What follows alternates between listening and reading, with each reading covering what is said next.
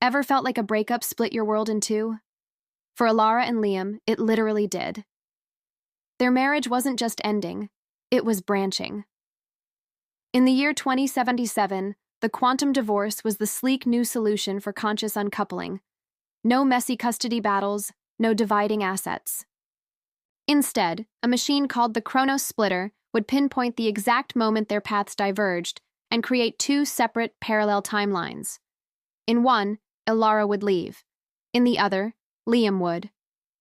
Both would get a fresh start, a clean slate, blissfully unaware of the other's existence. Or so the brochure promised. Alara's new life was quiet. She moved to a coastal city, the salty air a constant reminder of her newfound freedom. She opened a small bookstore, the kind with creaky floors and the smell of old paper. But odd things started happening. She'd find a coffee mug, not hers, with a strange logo she swore she'd never seen. Sometimes, in the reflection of her shop window, she'd catch a glimpse of a man who looked achingly like Liam, only to turn and find no one there. She brushed it off as grief, the phantom limb of a love amputated. Liam's world was loud. He stayed in their city apartment, throwing himself into his work as an architect. He designed soaring skyscrapers that touched the clouds, filling the void Alara left with steel and glass. But the void had echoes. He'd hear a faint melody, a song Alara used to hum, drifting from an empty room. He'd find a book on his nightstand he didn't own, its bookmark tucked into a page describing a seaside town. He started having nightmares, not of their fights, but of a life he wasn't living, a life with an ocean he couldn't reach. The glitches escalated. Alara would be talking to a customer, and for a split second, their face would flicker, replaced by Liam's worried expression. Liam would be in a board meeting, and the cityscape outside his window would dissolve into a rolling ocean tide. Their separate realities were bleeding into one another, like two watercolors left too close on a wet page. The clean break was becoming a chaotic blur.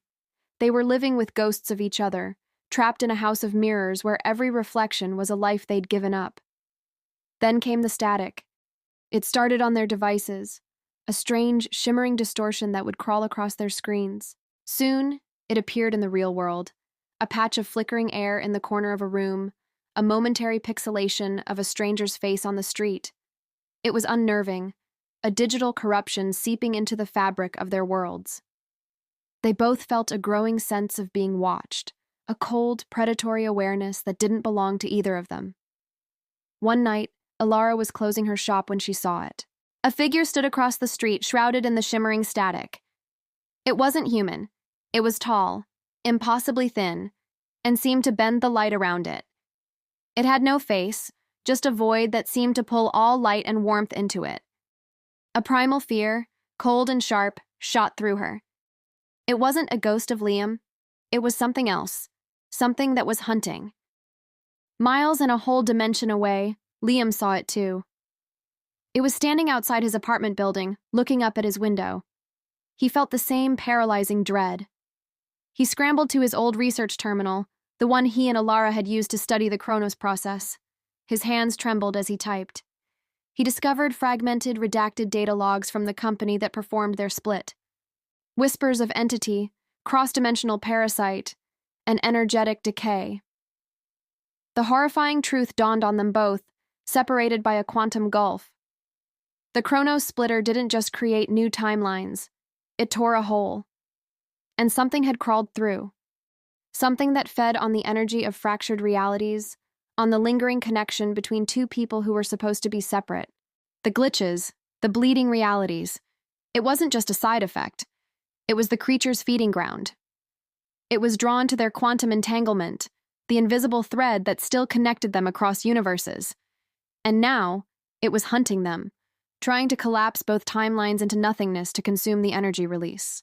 Liam found a hidden communication protocol in the Chronos code, a last-ditch emergency channel.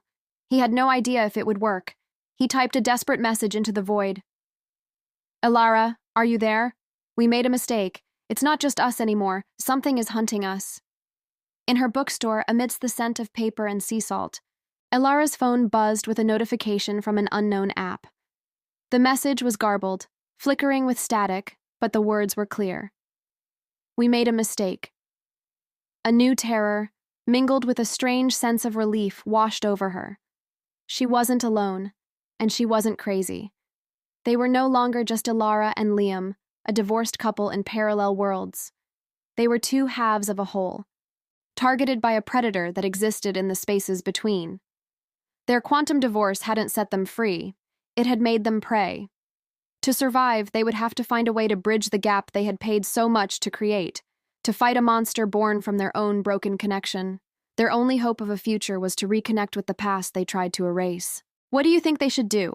Could two people in different dimensions even fight back? Let me know your theories in the comments below. This story has so much potential, and I love hearing your ideas. Thanks for watching, and if you enjoyed this dive into the quantum unknown, make sure to hit that like button and subscribe for more stories that bend reality. See you in the next one.